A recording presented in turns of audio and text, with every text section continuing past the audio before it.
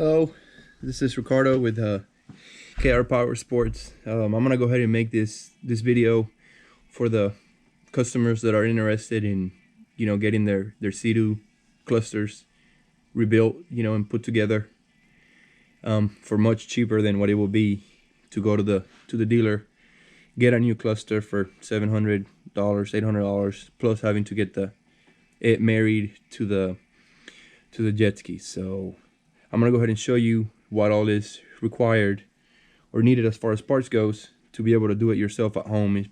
It's a process that does not take long, and anybody should be able to do this with ease. So here we have a cluster that I'm just using for reference for the video. Obviously it's got a new housing and a new lens, so it's not clipped in all the way, just for further purposes on how to do it.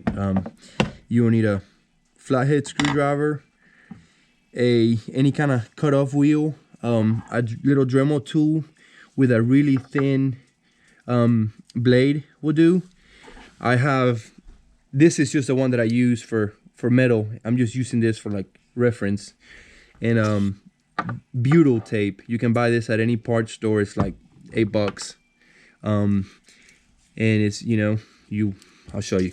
So you just have to be careful when you're separating your cluster, so you don't cut and mess up the board. So I'm just gonna go ahead and give you an example here. Let's say your wheel is cutting. You want to go about right here between the clips. You just go, make sure it just cuts enough to go through both layers of the clear lens and the back housing. I mean, you don't want to go and go too far in and then damage. So kind of just go, take your time, cut through just so you can see, that you've separated both places. Go all the way around, all around the cluster, right? With a screwdriver or flathead, you should be able to, a thin one, go in there and just pry it away lightly. Don't put pressure in, because you don't want it to separate and then you just smash the stuff on the inside. Just kind of separate it, and it should pretty much just open. It should just open. So once, let me go ahead and get this out of the way. Once it separates, right, you pretty much have the lens, the cup piece, right? You're not gonna use it anymore, and then you're gonna have your cluster, pretty much like this. So then what you do is carefully you just separate this upper clear piece. It's got little legs to keep it in place, and then you have this left. So a trick for the needles is that they do get brittle over time, so just be careful and just try to grab it with as many fingers as you can, and then just pull the needle out, and make sure you just put the needle and keep it on a safe place. Obviously do it with both sides, and once you do that, you'll be stuck with this. Now these pieces, they have little tabs, one there, one here, and one here, that keep it in place. So you can just start by separating this back a little bit, and it'll come undone from one end. Then you do this one,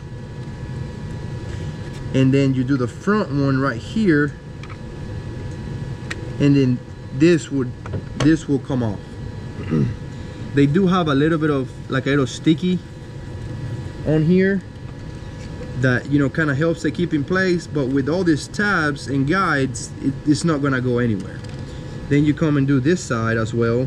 Just pull that one tab there, the little tab here, and then this piece would fall off. So okay, so once you're here, go ahead and move this down a little bit for you guys.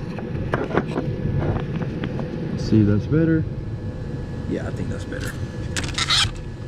Once you know you have all your parts just laid out how you took them out, once you get here, what you're gonna want to do is right here on the inside, there's 4 tabs, one here, one here, one at the bottom, that keep this in place. So grab your screwdriver, just pry back on that little tab on this side, and then on this side, and this piece with a little bit of wiggle should come off as a whole unit. And then you have your board, the back piece. This stuff is a little seal for water that might stay on there, and there's a bottom one here that I'm missing at the moment, but make sure you keep those because you're gonna have to swap those to your new pieces. Once you're left with this, with your main board, with your LCD, for you to separate this, all you gotta do is just flip it on its side. You're gonna pull this tab and then this upper tab, and now the board will separate from this piece. You just have 4 little tabs here, well, just 2 tabs, and then these are just guides. So you pull down on that tab at the top, on the top left corner, the bottom corner, and it'll come off like this, right? Pretty much this piece, you're really not doing anything to this piece whatsoever. Get down, girl. You're leaving this piece alone, and then you'll be left with this. Now on the inside, you're gonna have these contacts. They're gray and black, and that's what sends the signal from the board to the LCD screen, right? However you take these out, make sure you lay them the exact same way. So you're gonna pull both pieces. They go, one of them goes here, one of them goes there, and then you have the plastic piece with the LCD. All you gotta do is pry right here at the bottom, and the LCD will slide out. Now this LCD obviously is bad, this whole cluster is bad, I'm just using this for a reference, but see, the screen will come right out. So let's say you got your new screen and you're ready to put this back together. You would grab the screen, put it through here. You can only put this to the bottom. Once you put this, make sure it goes all the way in. Then you grab, this is what transfer, like I said, the signal from the board to the LCD. You just go ahead and make sure they're nice and clean. You put it here, and then put the upper one on there. Then grab your board. There's only one way you can do this because of the guides. See, here and here. You're just gonna grab this and just till it goes in place.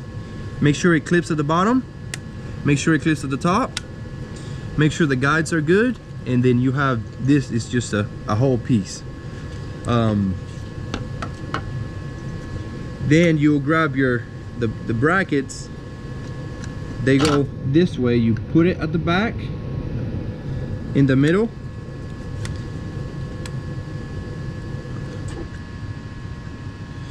Hang on. Sorry. Grab it right here. Make sure it's nice and tight so it's making good contact. Same thing for the bottom. Just set it right here. It's gonna latch in. Put it in place, and then it would all be a one piece. Like I said, make sure you transfer the rubber piece for the speaker and then the one for the connection down here. Then you grab your butyl tape and you pretty much make a bead you can grab it and like thin it out a little bit because it's thick. Just for sake, I'm just gonna go ahead and cut this off right here. And then there's a groove that goes all the way around, and you're just gonna go ahead and stick the butyl tape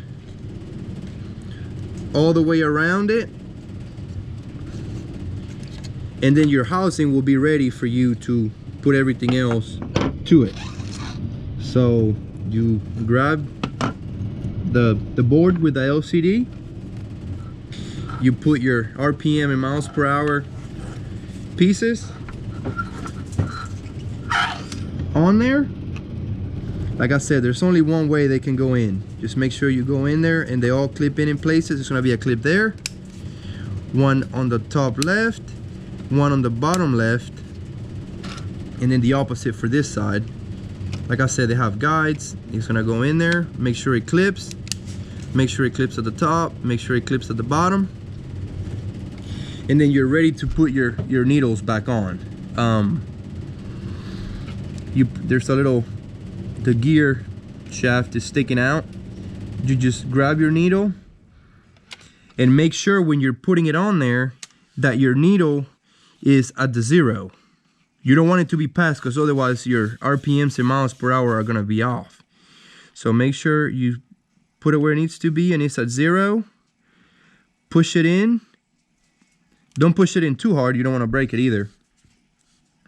And then your needle, if you turn it, you should have a little bit of resistance from the motor, obviously, and then make sure that when you come back, it stops right at the 0.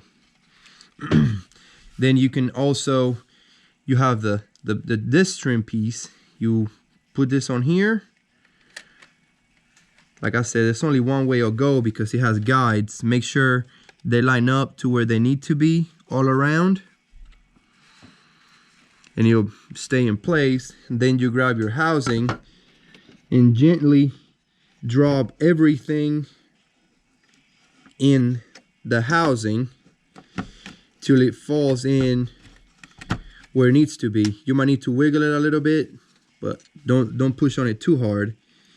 Then everything is gonna go in like it needs to. It's gonna make sure you hear the clips. So that means they grab the board, you know, to the housing. Another way also of looking will be make sure that all your contacts for your harness are, you know, are good here. Like I said, once all this clips in, you heard that there, then you'll be ready to grab your new lens. Make sure you remove the protective film that's on it, and you set it on there. Like I said, there's only one way it can go in there, and then just try to evenly push this together. Now once you get to where the butyl meets the housing and the lens, is going to be a little bit of resistance, right? Which you want to keep it nice and tight so you don't get no water in there. So make sure you apply pressure evenly on the lens so you don't break anything. So you can just grab it like this at the top and the, you know, the sides,